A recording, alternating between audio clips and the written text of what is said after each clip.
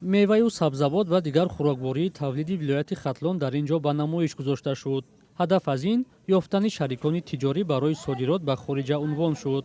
шаҳри Бохтар мизбони форуми байналмилалии содиротии Бохтар Фуд 2022 буд ва гуфта мешавад, корхонаҳо тавонистанд маҳсулоти худро ба харидорони хориҷӣ шинос кунанд.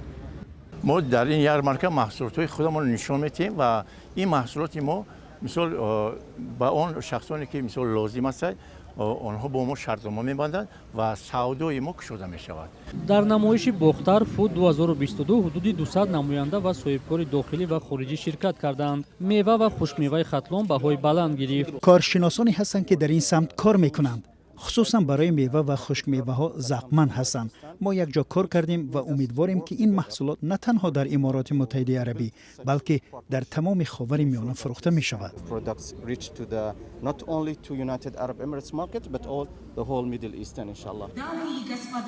дар қисмати расмии форуми байналмилалӣ ба маблағи $20 миллион шаҳрномаҳои ҳамкории соҳибкорони маҳаллӣ ва тоҷирон аз Русия, Қазоқистон, Гурҷистон, Чин, Амурати Араб ва Афғонистону Эрон имзо шуд.